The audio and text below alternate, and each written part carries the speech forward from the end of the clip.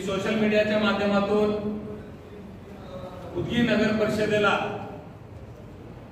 जातीवादी संघटना, जातीवादी पक्षाला दूर ठेवण्यासाठी, समविचारी पक्षाला एकत्र घेऊन आम्ही निवडणूक लढवण्यासाठी ऑफर दिलेली होती। समविचारी पक्ष काँग्रेस, राष्ट्रवादी शरद पवारची गट, उबाटा आणि छोटे वंचित बहुजन आघाडी आणि छोटे पक्ष समाजवादी, बामसेन, जेही समविचारी पक्ष संघटना असतील सर्वाला एकत्र करून आम्ही येणाऱ्या नगरपालिकेची निवडणूक लढवावं या व्यक्तीने सर्वाला आमंत्रित केलं होतं। गेल्या 20-25 दिवसापासून आमची दूरध्वनीवर चर्चा झाली, काही लोकांची भेट घेतली। आम्ही म्हणलं की गेल्या निवडणुकीमध्ये एमआयएम हा 2 नंबरचा पक्ष राहिलेला आहे। आम्ही सर्व पक्षाला विनंती केली की एमआयएम हा नगराध्यक्षाचा उमेदवार थांबा करू इच्छितो, नगराध्यक्ष पद आम्हाला द्या, आमचे सिटिंग नगरसेवक जे 4 प्रभागामध्ये ते 4 प्रभाग द्या म्हणून मध्यंतरी जे आमच्याशी बोलणं करत होते त्यांच्या मार्फत निरोप पाठवला। त्यांच्याकडून असं आलं की काँग्रेसवाले म्हणतात आम्हाला नगराध्यक्ष द्या, राष्ट्रवादी शरद पवार गट हे पण म्हणतात की आम्हाला नगराध्यक्ष द्या। मताचं जर पर्सेंटेज बघितलं, काँग्रेसचे त्या काळातले जे नेते होते जे आमच्या बरोबर बरोबरीने मत घेतले होते, त्यांनी भाजपमध्ये प्रवेश केल्यामुळे काँग्रेसमध्ये आता नेता उरलेला नव्हता किंवा नाही। म्हणून आम्ही त्याला विनंती केली की उदगीर शहरामध्ये 40 ते 45% हे अल्पसंख्याक समाज आहे आणि हा समाजाचा कौल दलित आणि मुस्लिम ह्या एमआयएम पक्षातला कौल दिल्यामुळे तुम्ही एमआयएम पक्षाला संधी द्या, नगराध्यक्ष आम्हाला द्यावा असं आम्ही विनंती केलेली होती। तरी पण त्यांच्याकडून 2-4 वेळेस आम्ही बैठक करायचा प्रयत्न केलो, त्यांनी वेळ घालायचा प्रयत्न चालू केला, बसून बोलून करून ते आपल्या काँग्रेसची स्टाईल मध्ये करत होते। आता काय योग्य 8-10 तारखेच्या आत आचारसंहिता लागेल असं एक्सपर्ट लोकांचं म्हणणं आहे, म्हणून आम्ही वेळ न घालता ज्या लोकांना जातीवादी संघटना, जातीवादी पक्षाला रोखायचं आहे उदगीर नगरपालिका, जिल्हा परिषद, पंचायत समितीमध्ये, त्याला अजून एक माझ्याकडून विनंती करण्यात येते की तुम्ही अजून बी खरंच जर तुम्हाला भाजप आणि जातीवादी पक्षाला, त्याच्या मित्र पक्षाला जर रोखायचं असलं तर तुम्ही अजून एकदा विचार करावा। विचार करून आमच्या सोबत यावं। तुम्हाला जर आमच्या सोबत या म्हणल्यामुळे जर तुम्हाला कमीपणा वाटत असेल, आम्ही तुमच्या सोबत यायला तयार आहे। उदगीर नगरपालिकेमध्ये गेल्या 35 वर्षापासून एक हाती कारभार, जे उदगीरची गुंडशाही, या उदगीरमध्ये हुकुमशाही होती, या हुकुमशाहीला कंटाळून उदगीरच्या जनतेने एमआयएम पक्षाला कौल दिला, थोड्या बहुत मताने पण पराभव झाला। त्याची चिंता न करता उदगीरच्या जनतेचं कौल हे लक्षात घेऊन काँग्रेस आणि राष्ट्रवादी पक्षाला मी अजून विनंती करतो की उदगीर नगरपालिकेमध्ये, नगर परिषदेमध्ये, शहरामध्ये दलित, मुस्लिम, अल्पसंख्याक, पिछडा हे सगळे जर लोक एकत्रित येऊन जर नगरपालिका लढले तर भाजपला आपण त्यांच्या मित्र पक्षाला दूर ठेवता येईल, म्हणून आम्ही हे दुसरी वेळेस प्रयत्न आमचा चालू आहे। जर तुम्हाला भाजप जातीवादी पक्षाला जर दूर ठेवायचं नसेल म्हणून तुम्ही आमच्याशी बसायला तयार नाहीत असं याचा अर्थ होतो. म्हणून मी अजून एकदा तुमच्या माध्यमातून समविचारी सेक्युलर पक्षाला विनंती करतो की अजून इलेक्शन डिक्लेअर झालेलं नाही. 30 तारखेपर्यंत तुम्ही आम्हाला बोलवा किंवा तुम्ही आम्हाला बोलवले किंवा आम्ही तुम्हाला बोलवले तर आम्ही बसायला तयार आहोत. गेल्या 70 वर्षापासून आम्ही सगळे तुमच्या उदगीर नगर परिषदेमध्ये उदगीर शहरामध्ये जर लोकसंख्या मतदाराची संख्या जर बघितली, नगराध्यक्ष अल्पसंख्याक समाजाचा होऊ शकतो, त्यांचा अधिकार आहे. आणि उपनगराध्यक्ष हा दलित समाजाचा होऊ शकतो, त्यांचा अधिकार आहे लोकसंख्याप्रमाणे. जर तुम्हाला खरंच अल्पसंख्याक आणि दलित समाजाला न्याय द्यायचा असेल तर तुम्ही आमच्या सोबत युती करावं. नाहीतर आम्ही असं समजू की तुम्हाला उगाच सांगायला आपण सेक्युलर आहात, उगाच भाषण करायला शाहू फुले आंबेडकरांचं नाव घेत आहात असं आम्हाला वाटेल. म्हणून मी परत एकदा तुम्हाला विनंती करतो की तुम्ही अजून एकदा विचार करून आम्हाला 30 तारखेपर्यंत सांगावं. मी माझ्या पक्षाच्या श्रेष्ठीला बोलून हे पत्रकार परिषद घेत आहे. आणि दुसरे एक मला सांगायचं आहे की गेल्या काही दिवसापासून राष्ट्रवादी काँग्रेस पक्ष, अजित पवार गटाचे काही नेते कार्यकर्ते जाती जातीमध्ये तेढ निर्माण करण्यासाठी काही हिंडत आहेत, बोलत आहेत. मला एक गोष्ट कळत नाही, पक्षाचं जर सुप्रीमो म्हणलं, मी 30 वर्षापासून कार्यकर्ता म्हणून काम करत आहे, पक्षाचं जर सुप्रीमो म्हणलं तर हे करायचं नाही म्हणलं तर कुणाची हिंमत होत नाही. परंतु अहमदनगरचे जे आमदार आहेत संग्राम जगताप आणि अल्पसंख्याक समाजाला एकदम खालच्या दर्जाला जाऊन बोलत आहेत. एकदा नाही, दोनदा नाही, 3दा त्यांनी बोलले. मला अजित पवार साहेबांना आणि आदरणीय बनसोडे साहेबांना एवढंच विचारायचं आहे की तुम्ही तुमच्या पक्षाच्या भूमिकेबद्दल, त्या संग्राम जगतापच्या भूमिकेबद्दल तुमचं का म्हणणं आहे, तुम्ही या उदगीरच्या जनतेला स्पष्ट करावं. नुसतं दर्गाला जाऊन चादर घालून किंवा टोपी घालून अल्पसंख्याक समाजाला तुम्ही आता दलित समाजाला भूलथापा देऊ शकत नाही. समाज हा हुशार झालेला आहे. आता येत्या 30 तारखेला राष्ट्रवादीचे नेते अजित पवार साहेब येत आहेत. त्यांनी ह्या गोष्टीचा खुलासा करावा. एक तर तुम्ही नागपूरच्या RSSच्या कॅम्पला जाऊन तिथली मीटिंग अटेंड करता. तुम्ही एकतर जातीवादी बना किंवा एकतर सेक्युलर बना, दोन्हीकडे हात देऊन तुम्ही कसं साध्य करणार आहे? हे डुप्लिकेट पॉलिसी जास्त दिवस चालत नाही. लोकांना आता तुमची पॉलिसी कळून चुकली आहे. म्हणून मी माझ्या पक्षातर्फे तुमच्या या गोष्टीचा, तुमच्या दुजाभावा वागणुकीचा निषेध करतो.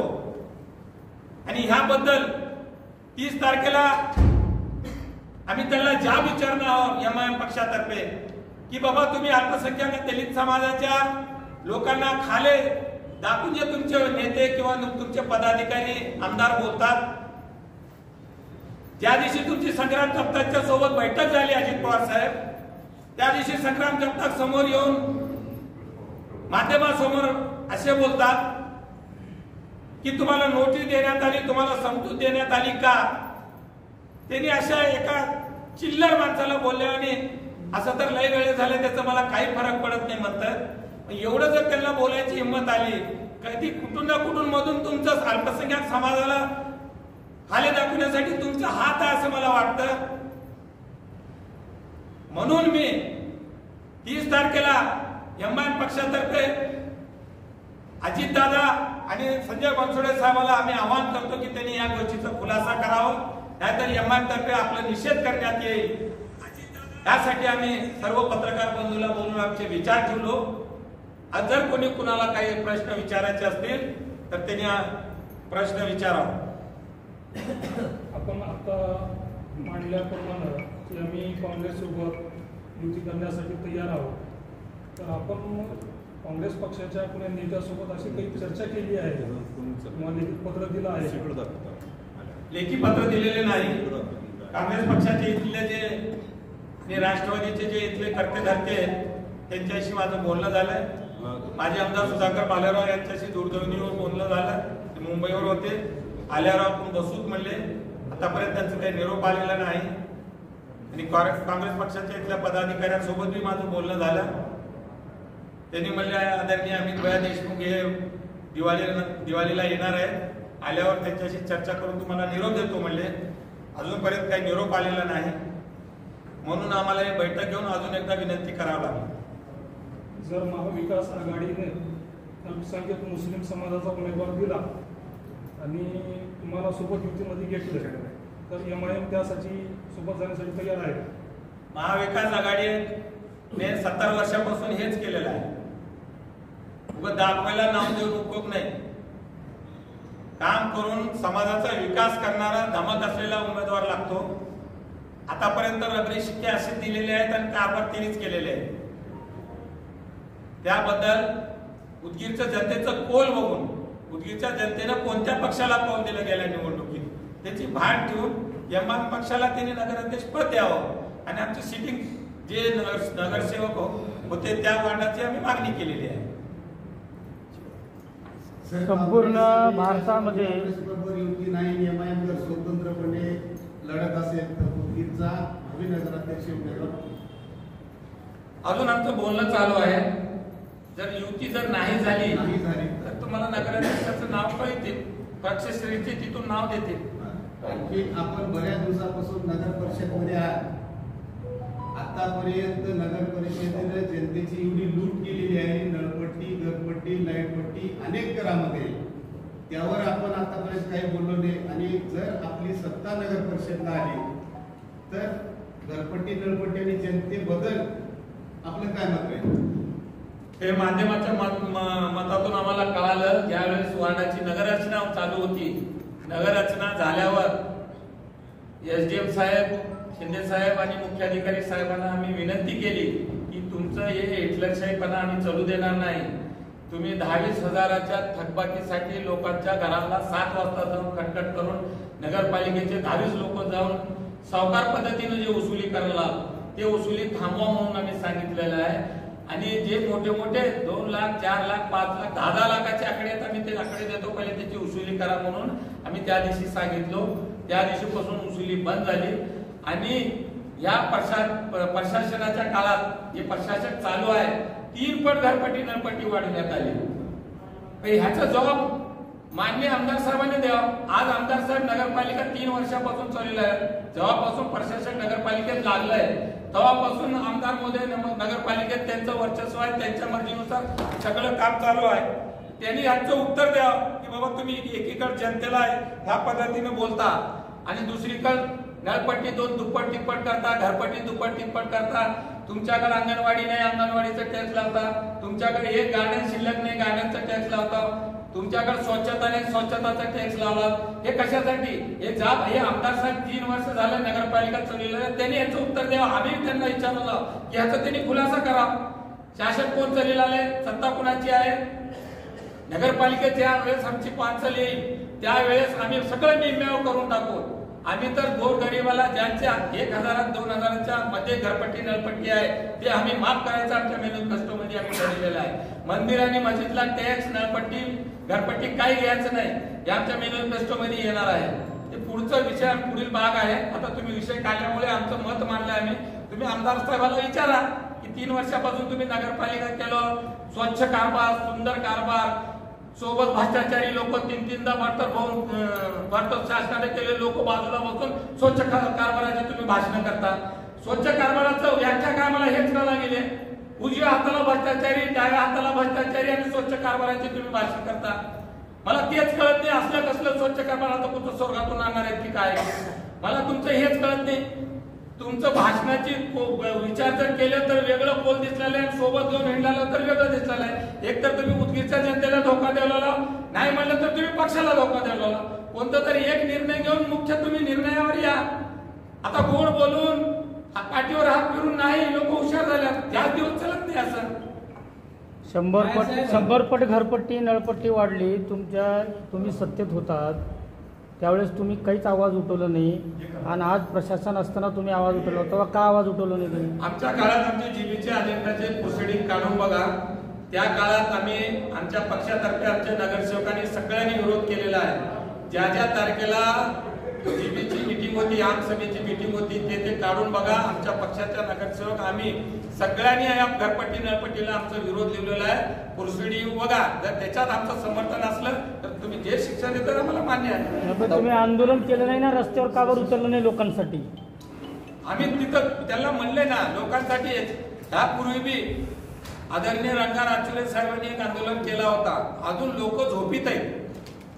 नळपट्टी घरपट्टीच्या माध्यमातून त्यांनी एक सामाजिक कार्य म्हणून मोर्चा केलेला होता, तर 100 लोक जमा झाले. लोक अजून गाफील आहेत. लोकांना कवा कळतंय, ज्या वेळेस वसुली चालू झाली त्यावेळेस मुदती पुरता हे करायचं. लोकांना मी प्रसिद्ध द्यायला पाहिजे का नाही? एक समाजसेवक म्हणून रंगा राजचुलेंनी मोर्चा काढला होता मागे, मला माहित आहे. 100 लोक आले. मग ज्याला त्रास झाले त्यांनी तर यावं लागेल. आम्ही आमच्या माध्यमातून विरोध दर्शविला, पण त्याला जर लोकांनी प्रतिसाद दिला असता तर आम्ही पण त्याच्यात भाग घेतला असता, उत्साह झाला असता. लोकांना अजून त्याची मागची भूमिकाच कळाली नाही. लोक अजून गाफील आहेत. पुढील भविष्यात मार्चच्या नंतर अजून तिप्पट घरपट्टी नळपट्टी वाढणार आहे. या जर प्रशासनाला जर येत्या निवडणुकीत जर जनतेनं नाही जर हिसका दाखवला तर अजून हे चालू होणार आहे. लोकांमध्ये चर्चा आहे की तुम्ही 100% हे संजय बनसोडेचेच माणसं आहात, पण हे उगाच सगळं तुम्ही हे नाटक करायला म्हणून म्हणले लोक म्हणू द्या की बनसोडेचे माणसं आहात म्हणजे मी माझ्या पक्षाचं आहे. बनसोडेचं माणसं आहेत म्हणले, कशामुळे बनसोडेचं माणसं आहे? मी काय रोज जाऊन त्यांना मारू? तुम्ही त्यांच्याच व्यक्ती आहो म्हणले. त्यांनी माझ्या निवडणुकीमध्ये मी त्यांचं नव्हतो आणि पुढे बी राहणार. 2 इलेक्शन मध्ये मी नव्हतो आणि पुढे बी आम्ही राहणार नाहीत. पक्ष झाला, इलेक्शन झालं, इलेक्शन झाल्यावर विकास म्हणून आम्हाला कुणासोबत बोलावं लागतंय, बसावं लागतंय. बसलं म्हणजे पक्षात तिकडे गेला असं अर्थ होत नाही. आता सर्व पक्षाच्या हाऊस मध्ये येते की बसलं म्हणजे सगळ्याची युक्ती झाली अशी होत नाही. लोक म्हणत राहतात. लोकांचा विचार जर केला तर मग चलतच नाही आंदोलन. असं कुठं आहे का? निवडणूक झाली, विरोध संपला. निवडणुकीच्या माध्यमातून जनतेच्या विकासासाठी जर चांगलं काही काम असेल तर जाऊन बोलावं लागतं, करावं लागतंय. आमच्या पक्षाची भूमिका त्यांच्या पक्षासोबत जर भेटली तर तुम्ही आम्हाला आरोप करा. आपल्या पक्षाची तुम्ही 5 वर्ष मेंबर होता. भारतीय जनता पार्टीची सत्ता होती नगरपालिकेत. तुम्ही आज भाजपला जातीवादी पक्ष म्हणून म्हणता, पण 5 वर्ष तुम्ही त्या जातीवादी पक्षासोबत हातात हात घालून सत्य हे केला. त्यावेळेस काहीच आवाज उठवला नाही तुम्ही. आम्ही हातात हात घालून केले नाही. नगराध्यक्ष हा जनतेचा नगराध्यक्ष होता, भारतीय जनता पक्षाचा नव्हता. निवडणूक झाली, सत्ता भाजपची होती. निवडणूक झाली, जनतेनं कौल दिला त्यांना. आणि आम्हाला ज्या जनतेने निवडून दिलं की आम्ही ज्या वार्डातून प्रतिनिधी करायचं होतं तर आम्हाला काम करण्यासाठी त्याला बांधून काम करावं लागलं. आम्ही आमचा हिस्सा घेऊन आम्ही आमच्या वार्डातला विकास करूनच घेतलो. कोणता हिस्सा घेतलो?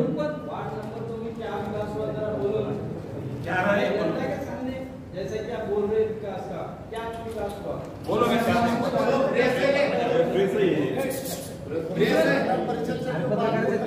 अपन जनता की अदालत में बात करेंगे. ये है तो काम करेंगे, आपका कोई टेंशन नहीं. काँग्रेसला जातीवादी म्हणतात किंवा काँग्रेस तुमच्या सोबत नाही आहे तर जातीवादी असेल असं तुमचं म्हणणं आहे. पण समजा काँग्रेसनं मुस्लिम उमेदवार दिला तर तुम्ही एमआयएम त्यांना पाठिंबा देणार का? असं त्याचा हात होत आहे की एमआयएम ला उदगीरच्या जनतेनं कौल दिलेला होता. 12,700 चिल्लर एमआयएम. काँग्रेस आमच्या सोबत नव्हती त्यावेळेस. काँग्रेस आमची प्रतिस्पर्धी होती. उदगीरच्या जनतेचा कौल एमआयएमच्या बाजूने असल्यामुळे आम्ही मित्र पक्षांसोबत निवडणूक लढवायला तयार आहोत. काँग्रेसनं असं जर केला तर उदगीरच्या जनतेच्या विरोधात उमेदवार दिले हे जनता ठरवेल. आपल्या पक्षाची काँग्रेस सोबत युती झाली. आपल्या पक्षाचे राष्ट्रीय अध्यक्ष काँग्रेसच्या विरोधात फॉर्म भरायला गेले. त्याच धर्तीवर उदगीरमध्ये काँग्रेस सोबत तुमची युती होणार आहे का? आम्ही त्या धर्तीवर युती करायला मानलेलो. काँग्रेसच्या वरिष्ठांनी तुम्हाला काही सूचना केल्या का? तुमच्या पक्षाच्या नेत्यांनी केलीत का? आमच्या पक्षाच्या नेत्यांनी समविचारी पक्षाची युती करा म्हणून आम्हाला आदेश आलेले आहे. तुमच्या पक्षाची युती झाली. काँग्रेसनं मुस्लिम उमेदवार दिला तर पाठिंबा देणार का? माझा एवढाच प्रश्न आहे. काँग्रेसनं मुस्लिम उमेदवार द्यावा म्हणजे एमआयएमची खच्चीकरण करण्यासाठी केलेली खेळी असं आम्हाला मानतो. काँग्रेसला उदगीरची जनतेनं कौल दिली नाही. उदगीरचा जनतेचा कौल एमआयएमवर होता. आता काँग्रेसचे जे जनतेनं कौल दिलेलं होतं ते भाजपमध्ये गेलं. काँग्रेसचे जे उमेदवार होते, काँग्रेसचे जनतेचा कौल होतं ते भाजपमध्ये गेलं. आता काँग्रेसची इथं ताकद राहिली कुठं? म्हणून आम्ही म्हणलेलं आमच्या सोबत या, आपण त्याला एमआयएम स्वतंत्र लढल्यानं भाजपला त्याचा डायरेक्ट फायदा व्हायलाय. तुम्ही भाजपची बी टीम आहे म्हणून अगोदरही बऱ्याच ठिकाणी बोललं गेलंय, तसं काय आहे का? हे बोलणारे कोण आहेत? एमआयएमची भाजपची बी टीम म्हणून एमआयएमला बोलणारे कोण? त्यांच्या सोबत आम्ही गेलो की चांगलं, त्यांच्या शतरंजा उचललं तर चांगलं, त्यांनी जय म्हणले की चांगलं. आम्ही आमचं नेतृत्व द्या, जिसकी जितकी भागीदारी उसकी उतनी हिस्सेदारी.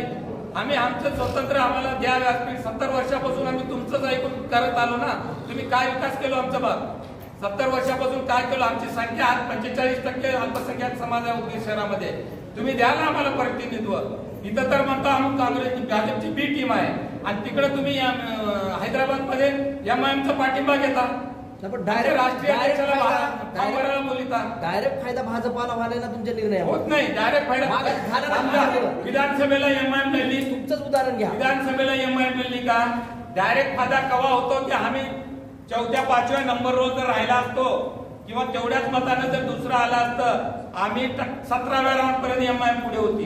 पहिल्या राऊंड पासून 17व्या राऊंड पर्यंत 3 राऊंड मध्ये निशस्त्र पराभव झाले. तुम्हाला बी टीम म्हणायचा अधिकारच नाही ना. तुम्ही बी टीम कशाला म्हणता? आम्ही जर त्यांच्या सांगण्यावर जर थांबला असतो तर एवढी फाईट दिलाच नसतो की.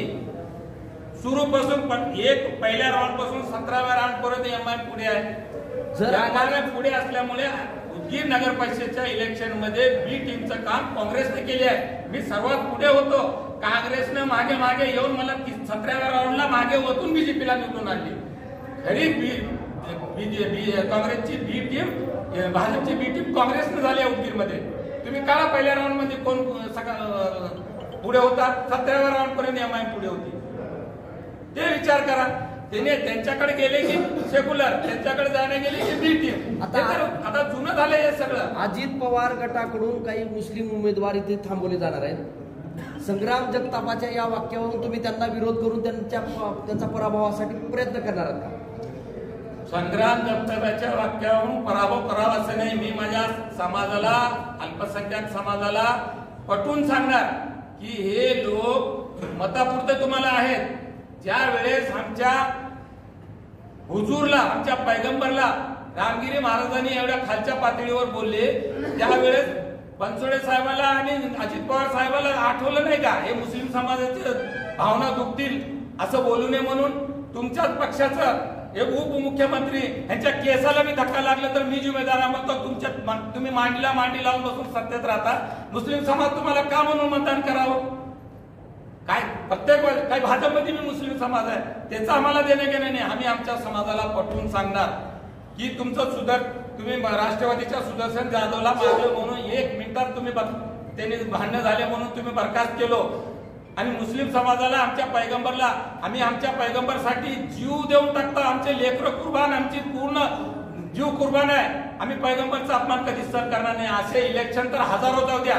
जर खरंच मुस्लिम असेल, खरं अल्पसंख्याक आमच्या पैगंबरवर प्रेम करणार असेल तर या जातीवादी लोकांना कधीच मतदान घालणार नाही. मागे बी घातले नाही, पुढे बी घालणार आहे. काही वेळेस धोका होऊ शकतो की त्यांनी सेक्युलर म्हणून समाजाला दिशाभूल करून मत घेऊ शकतात, पण आता पुढे घेऊ शकत नाही. मी माझ्या मुस्लिम समाजाच्या उमेदवाराला आव्हान करणार आहे तुमच्या माध्यमातून, ज्यांनी आमच्या पैगंबरला बोललंय, ते आमचं नाही, ते आमच्या समाजाचं बी नाही. असे आम्ही उद्गार याच्यासाठी काढले की पैगंबर आम्हाला मोठा आहे, आम्हाला हे नगरपालिका मोठी नाही, आम्हाला राजकारण मोठं नाही, आम्हाला हे आमदारकी मोठी नाही, आम्हाला या सगळ्यापेक्षा आमचे पैगंबर मोठे आहे. आम्ही ह्या पैगंबरसाठी जर उद्या राजकारण सोडून घरात बसवायची जर आमची वेळ आली तर आम्ही घरात बसू, परंतु आम्ही यांना कॉम्प्रोमाइज करणार नाही. मग तुम्ही 2016 मध्ये काँग्रेसला मागे पाडून भाजप निवडून आली. तिघांना बी एमआयएम, काँग्रेस आणि भाजपला उदगीरच्या जनतेने कौल दिला आणि हे तिन्ही उमेदवार आघाडी बनसोडे साहेबांच्या त्या आघाडीसोबत एकत्र मिळून 5 वर्ष राहिले. त्याच्यामध्ये तुम्ही अर्धा वर्ष गेले. एमआयएम विलीन झालं, जवळपास 6 नगरसेवक आणि तुमच्यासह प्रवेश केला. काँग्रेसचे उमेदवार बी प्रवेश केले. ह्या लोकांच्या जे मताचं सेक्युलर मत जे होते त्या मताचा अपमान चेहऱ्यावर तिन्ही चेहरे तुम्ही साठबोट करून सत्ता चालवली 3 वर्ष आणि सत्तेच्या नंतर हे आहे. दुसरा प्रश्न, हे पहिला प्रश्न. दुसरा प्रश्न, आज आघाडीमध्ये काँग्रेस जिवंत आहे का राष्ट्रवादी जिवंत आहे? काँग्रेसचं नेतृत्व कोण आहे? तुम्ही आता राष्ट्रवादीचं नाव सांगितलं, 4 नेतृत्व आहेत. काँग्रेसचं नेतृत्व सांगितलं तालुका अध्यक्ष बी नाही, राज्याची बी नाही. त्याच्यामुळं आता आघाडीचा तुम्ही हात करता तर तिथून कोण नेतृत्व, कोणाचं नेतृत्व? लातूरचं नेतृत्व स्वीकारायचं का इथलं नेतृत्व? माणसंच तयार नाहीत ना, त्याला तुम्ही आघाडी कशी म्हणता? आघाडी तर झालीच नाही ना अजून. आम्ही आघाडी झाली कुठं म्हणाला? आम्ही त्यांना ऑफर दिलं की बाबा जातीवादी पक्षाला रोखण्यासाठी आम्ही जर एकत्र आलं तर प्रयत्न करू. आमचा एक प्रयत्न आहे सेक्युलर सत्ता देण्याचा. तुम्हाला तुमच्या समाजावर एवढा विश्वास आहे तर मग तुम्ही एमआयएमच्या माध्यमातून नगराध्यक्ष उभा करून डायरेक्ट तुम्हीच स्वतंत्र निवडून का लढत नाही? महिला सर्वसाधारण महिलाला सुटले, मला थांबता येत नाही. इथलं आरक्षण मी पक्षातर्फे आम्ही मागणी केली आहे. पक्षाला आम्ही मागणी केली आहे की जनतेचं कौल आपल्या मागे आहे, आपण आपले नगराध्यक्ष आपल्या पक्षाकडूनच थांबावं असं आमच्या 21 तारखेला बैठक झाली औरंगाबादला. त्याच्यात आम्ही मांडले. पक्षाने जे भूमिका केली ते आम्हाला सर्वांना मान्यच राहील ना. त्यांना आम्ही विचारूनच आघाडी करण्यासाठी एक हात पुढे केलं. इथं अजून एकदा 30 तारखेपर्यंत आम्ही त्यांना दिलंय अल्टिमेटम. जर काय आलं त्यांचं एक हात पुढे तर आमचं एक हात पुढे होईल. बनसोडे साहेबांनी जर तुम्हाला ऑफर दिली की आपण दोघं मिळून लढू तर तुम्ही त्यांच्यासोबत जाणार आहेत का नगरपालिकेला? विशेष नाही, बनसोडे साहेबांसोबत जायचे का? जे आमच्या श्रेष्ठीनं नेतृत्वानं हे सांगितलंय की भाजप मित्रपक्ष सोडून कुणासोबत बी युती करा. भाजप जे मित्रपक्ष आहेत त्यांच्यासोबत सोडून कोणत्याही पक्षासोबत तुम्ही युती करू शकता म्हणून असं आमच्या श्रेष्ठीचं जातीयवादी पक्षाला दूर करण्यासाठी तुम्ही एक पाऊल मागे नगराध्यक्षपदाचा जो उमेदवार तुम्ही 8 ठेवली नगराध्यक्षपदात तुम्हाला द्यावं ज्या आघाडीनं, तर जातीयवादी पक्षाला दूर ठेवण्यासाठी तुम्ही काँग्रेसचा नगराध्यक्ष म्हणून त्यांना पाठिंबा देणार का? काँग्रेसचा तर पहिले नगरपालिकेत काँग्रेसचा नगराध्यक्ष माझ्या बरोबरीला लढलेला होता. आता काँग्रेसचे बळ तेवढं राहिलेलं नाही. काँग्रेसचे 75% जे वोटिंग होती ते आता भाजप आणि आघाडीमध्ये प्रवेश केल्यामुळे आता काँग्रेसची ताकद तेवढी राहिलेली नाही. तरी पण कुणाला कमी न जुमानता काँग्रेसचे मोठा भाऊ म्हणून आम्ही मन मोठं करून आमच्या सोबत या म्हणून त्यांना विनंती. आणि जातीयवादी पक्षाला रोखण्यासाठी तुम्ही एक पाऊल मागे घेणार का नगराध्यक्ष पदासाठी? हे प्रश्न तुम्ही काँग्रेसला विचारा ना. तुम्हाला आम्ही दिले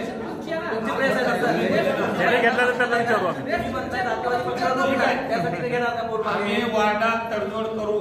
नगराध्यक्ष पद हा उदगीरच्या जनतेने एमआयएमला कौल दिल्यामुळे एमआयएमच राहील असं जनतेची मागणी आहे. प्रत्यक्ष पाठिंबाच आहे म्हणजे मुस्लिम का? नाही एमआय मध्ये मुस्लिम नाही, उदगीरची जनता म्हणले. त्यांना जातीवादी म्हणता, उदगीरची जनतेला जातीवादी म्हणले नाही, मी पक्षाला जातीवादी म्हणले नाही, जनतेला जातीवादी म्हणले नाही. एमआयचं संघटन काय इकडं? ताहेर माई म्हणजे आणि 6 नगरसेवक ते गेले संपून. तुम्ही जसं काँग्रेसचा उमेदवार गेली, काँग्रेस गेली संपून. तुम्ही 5 आम्ही 2 महिन्यात आमचं लक्ष होतं आमच्या मॅनिफेस्टो मध्ये डॉक्टर झाकीर हुसेन चौक 25 वर्षापासून पोते लावून बोलते काँग्रेसवाल्यांनी. करायचं नसलं की जातीवादी संघटनेकडून पत्र द्यायचं. ऐका माझी बोल. करायचं नसलं की जातीवादी संघटनेकडून पत्र द्यायचं, तणाव निर्माण करायचं आणि काम न होऊ द्यायचं. हे 25 वर्षापासून खेळी चालू होती. त्यांनी 25 वर्षापासून खेळी केल्यामुळे आम्ही 2 महिन्याची खेळी केलो. आमची चौक झाली, आम्ही निघून आलो. राजकारणामध्ये काही करायचं असेल तर षडयंत्र रचावं लागतंय. आम्ही त्यावेळेस बी इरफान भाईच्या माध्यमातून आम्ही इंटरव्यू दिलेली होती की मेरे हिकमत अमली को समझो, ये जब मैं किस वजह से जा रहा हूं, जब पब्लिक के सामने आएगा तो जब तुमको मालूम होगा मैं किसी से गद्दारी करके या किसी को बोल के नहीं जा रहा हूं. मेरी हिकमत अमली को समझो. मेरा लक्ष्य है, मेरे मैनिफेस्टो में जो है मैं वो पूरा करने वाला हूं. झाल्या 2 मिनिटं आलो वापिस आलो. आम्हाला म्हणले धोका दिला. 70 वर्षापासून आम्ही धोका खावलेला. आम्ही 2 महिने धोका दिले तर काय बिघडलं? मी एकटे गेलो. मी एकटं गेलो. सभागृहामध्ये तुम्हाला नगराध्यक्षाला एवढी मोठी लोकांनी मतदान केलं सगळ्या उदगीर शहरानं. नगरसेवक दिले. 5 वर्षात तुमचं नगर परिषदेचं एमआयएमचं काम काय काम म्हणजे दुसरं काय समाजामध्ये उदगीरमध्ये नगरसेवकांना जेवढ्या त्याच्या ह्याच्यात काम करायचं तेवढं केलं. सामाजिक क्षेत्रात काय केलं? समाज म्हणून काय केलं? उदगीर म्हणून काय केलं? समाज म्हणून काय उदगीरसाठी काय केलं? जेवढी निधी आली तेवढं आम्ही आमच्या वार्डात हिस्सा द्यायचा प्रयत्न केलो. ज्येष्ठांनी आमच्या हिश्श्याप्रमाणे आता 38 नगरसेवक 29च्या ह्याच्या विभागणीमुळे 7 नगरसेवकाला जे हिस्सा येत होता वार्डात ते काम केलं तेवढं. आता 100% मध्ये 10% मध्ये जेवढं झालं तेवढं काम केलंय. जे 70 वर्षामध्ये आम्हाला काहीच मिळालं नव्हतं आज बी जाऊन बघा तुम्ही. ठराविक एरियामध्येच काम होतंय. ठराविक एरियामध्ये लक्ष ठेवून काम करतात. बाकी मसनजोगी वस्ती, दलित वस्ती, अल्पसंख्याक वस्तीमध्ये 8-8 दिवस 10-10 दिवस कचरा निघत नाही, पाणी येत नाही आणि उचुली तिकडे जास्त होते. हे सगळं ठरवून केलेलं राहत आहे. आज मोठमोठ्या नेत्याकडे 10-10 लाख रुपयाची बाकी आहे. एक दुकानाकडे सगळ्याकडे बाकी आहे. त्याला काहीच नाही. गरीबाचे तुम्ही नोटीस लावता, सील करता. तुम्ही आवाज उठवला नाही ना एकदा? रस्त्यावर उतरलो नाही ना? नगरपालिकेच्या माध्यमातून आम्ही तिथं आवाज. तुम्ही रस्त्यावर आलो नाही ना ताहेर भाई? तुम्हाला चान्स होता. रस्त्यावर का आलो नाही? बळजबरी लोकांना टार्गेट देऊन वसुली केली. नगर रचना जेव्हा चालू होती त्यावेळेस एसडीएम साहेब अध्यक्ष म्हणून काम करतात. त्याला आणि मुख्याधिकारी साहेबांना आम्ही म्हणलंय जर तुम्ही एवढ्या सक्तीनं जर वसुली करत असाल तर उद्या आम्ही वसुली होऊ देणार नाही. मग त्या दिवशीपासून सक्तीची वसुली कमी झाली आणि मोठमोठे टार्गेट तुम्ही पूर्ण करा. अहो आपल्या उदगीरमध्ये शासनाची बिल्डिंग एवढी आहेत. शासनाच्या बिल्डिंगला जर तुम्ही जर टार्गेट केलं तर 25% वसुली होती. गोरगरीब 1000-2000 साठी कशाला तुम्ही टार्गेट करा? तुम्ही तुमच्याकडून जे अपेक्षा होते लोकांच्या इमारती अपेक्षा आहे तुम्ही आवाज उठवायला पाहिजे होती. आता संपूर्ण मराठवाड्यासह महाराष्ट्रासह उदगीर तालुक्यात भयंकर अतिवृष्टी झाली. तुमच्या एमआयएम पक्षानं काय काम केलं ते सांगा. कुठं गेलं आणि कुठं काय मदत केलं? कोणत्या गावात गेलो, काय मदत केलो? ते एमआयएम पक्षाचं कार्य सांगा. एमआयएम पक्षानं आमच्या जाऊन सर्व लोकांना बोलल्यामुळे आता पक्षानं काहीतरी द्यावं म्हणलं तर आता पक्षापैकी काय सांगा तुम्ही? नाही असं नाही ना. मदतीसाठी तुम्ही काय प्रत्येक पक्षानं जाऊन मदत केलं, सहकार्य केलं. त्याला बोललं सहानुभूती देऊ शकता आम्ही. दुसरं काय आमच्याकडे सत्ता आहे का काय? ज्यांनी सत्ता भोगलाय त्यांच्याकडे सामाजिक दायित्व म्हणून काय केलं? म्हणजे पैसाच लागत नाही ताहेर भाई, सामाजिक दायित्व लागतंय. सत्तेतला पक्ष आहे का? नाही ना. सुरूपासून विरोधाचा पक्ष आहे, गरीब पक्ष आहे. 6 नगरसेवक, सगळ्या जनतेची 6 नगरसेवक आपल्या पक्षाचा नेता आहे ना. आंदोलन उभा करू शकतो. आम्ही शासनाच्या विरोधात आंदोलन करू शकतो असतो. मदत करा म्हणून महाराष्ट्राचे अध्यक्ष मुख्यमंत्र्याला पत्र लिहिले. त्यांनी सांगितले सर्वाला करा म्हणून. आमच्या पक्षाच्या नेतृत्वानं शासनाला पत्र लिहून सांगितलंय मदत करा म्हणून. उदगीरमध्ये जर एमआयएमला राष्ट्रीय तुमचे अध्यक्ष जे आहेत त्यांनी जर केंद्रामध्ये ठरवलं किंवा एमआयएमला मला उदगीरला अध्यक्षपद द्या आणि तुमचा पाठिंबा द्या असं जे आहे तुम्ही घेणार का पाठिंबा? केंद्रामध्ये भारतीय जनता पार्टीनं उदगीरला नगरपालिका केंद्रात कशाला जायचं? आणि उदगीर काम होतं एमआयएमला जर भारतीय जनता पार्टी अध्यक्षपद द्या. पक्ष नेतृत्व करू शकते, मालक आहेत त्यांनी. आमचे नेते बॅरिस्टर असुद्दीन ओवैसी साहेब, इम्तियाज जलील साहेब, महाराष्ट्राचे नेते यांनी जे ठरले तेच होणार आहे. त्यांनी जर म्हणले उद्या निवडणूक लढू नका म्हणलं तर 1 मिनिटात आम्ही घरात बसायला तयार आहोत. पक्षाचं नेतृत्व आदेश म्हणजे आम्हाला आदेश डोसक्यावर राहील ना. पक्षाचे मालक त्यांनी आहेत. त्यांनी जे आदेश देतील ते आम्हाला मान्य राहणार. त्यांनी म्हणले समविचार पक्षाची युती करा, आम्ही ऑफर दिलं. त्यांनी म्हणले काही आलं का नाही, अजून एकदा पत्रकार परिषद घेऊन द्या. आता आम्ही पत्रकार परिषद घेऊन एक हात पुढे करायला. जर त्यांनी म्हणले उदगीरची उद्या निवडणूक लढवायची नाही तर लढवायची नाही. पक्षाचे सुप्रीमो त्यांनी आहेत. त्यांच्या पुढे कोण आहे सांगा? त्यांचं जे धोरण ठरल ते ठरल होईल. उदगीर नगरपालिकेत आम्ही चालला साहेब, उदगीर नगरपालिकेत प्रचंड भ्रष्टाचार आहे. ऐका की उदगीर नगरपालिकेत प्रचंड भ्रष्टाचार आहे. तुम्हाला त्याच्यातलं सगळं काही माहीत असताना तुम्ही एकदाही त्या भ्रष्टाचाराच्या विरोधात एक विरोधी पक्ष म्हणून तुम्ही आवाजच उठवला नाही. का उठवलं नाही? भ्रष्टाचार काय आहे? तुम्ही पत्रकार म्हणून जरा लिहिलं असतं तर मलाही जोर आला असतं बोलायला. सगळं माहिती आहे तुम्हाला. सत्यात तुम्ही होता ना. तुम्ही सत्यात तुम्ही आहे. सभागृहात तुम्ही होतो. तुम्ही भ्रष्टाचार हंगामावर आणायला पाहिजे. लोकशाहीचं चौथा तुम्ही आम्ही लिहिलो, तुम्ही वाचलो. फोडला असतं तर आम्ही उडी मारला असतो. आम्ही लिहिलो, तुम्ही वाचलो. वाचा फोडायचे. तुम्ही वाचून सुद्धा काही आवाज उठवला नाही. दिले. तुम्ही जर थोडा मला क्लू दिला असतो तर मी त्याच्यात उडीच नाही, आम्ही कशाला क्लू द्यावं? तुम्ही मध्ये या की. थोडं द्या, उद्या लिहा, परवा दिवशी लगे रस्ता रोको. सभागृहात तुम्ही ऐका, तुम्ही आम्हाला द्यायला पाहिजे. आम्ही लिहिलो, तुम्ही वाचलो. आम्ही लिहिलो आणि तुम्ही वाचला. नगरपालिकेत प्रशासन असल्यामुळे आता आम्ही सभागृहात विरोधी पक्ष नाही, एक जनतेचा कार्यकर्ता म्हणून आम्ही जाऊ शकतो. आज विरोधी पक्ष नाही, आज नगरसेवक नाही. आपण म्हणता की तुम्ही वाचा फोडल्यानंतर आम्ही उडी मारू. नगर परिषदेने तुमच्या पक्षाच्या कार्यक्रमाचे लावलेले सर्व बॅनर काढून टाकले आणि आमदाराच्या कार्यक्रमाचे इतर कार्यक्रमाचे भरपूर बॅनर लागतात. मग ही वाचा फोडले एवढा मोठा प्रकार घडतोय. नगरपालिकेला कर जमा व्हायचा तो जमा होत नाही. मग यावर का उडी मारत नाही? आम्ही तुम्ही जे मागणी केलेली होती तुमच्या चॅनल मार्फत आम्हाला बी कळालं ते आम्ही शिवसाहेबाला विचारलं की बाबा ह्याचे सगळे कुठे आहेत. तुम्ही जे दुसऱ्या पक्षाला जर तुम्ही पावती नाही म्हणून कटआउट होल्डिंग काढून देता, हे जे सत्ताधारी लोक आहेत म्हणून त्यांचे ठेवलात का? त्यांनी आम्हाला दाखिले काही फाडलेले पावत्या. आता 10% फाडून 100% फायदा घेतले ते सत्तेचा तर ते फायदा घेणारच. सत्तेचा फायदा त्यांनी नाही तर कोण घेणार? आमचं तर एक तासासाठी ठेवलं नाही. हे तर दुर्दैव आहे ना.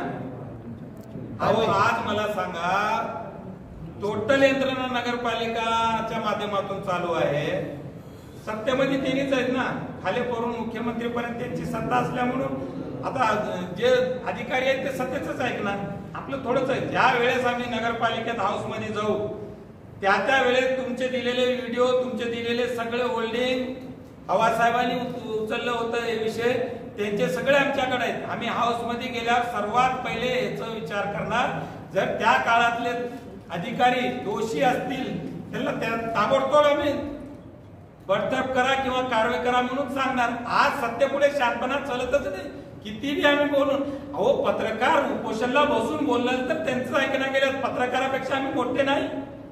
पत्रकार लय मोठे माणसं आहेत. पत्रकार हे आपल्या देशाचं चौथा स्तंभ आहे. आम्ही तर साधे कार्यकर्ते आहोत. एक महिना पत्रकार बसले तर पत्रकाराची या लोकांकडे गय नाही, सत्ताधारी आमदाराकडे गय नाही, सत्ताधाऱ्याकडे गय नाही. आम्ही तर त्यांच्या पुढे लय बारके आहोत. आता ह्याच्यावर विचार करून तुम्ही आम्हाला सांगा. बरं तुम्हाला असं वाटतं? हो ना, बाकीच आहे ना पार्टी. कुठं सत्ता आमची? तुम्हाला वगळता बाकीचे नगरसेवक MIM मधून निवडून आले आणि आता बाजूला जाऊन बसलेत.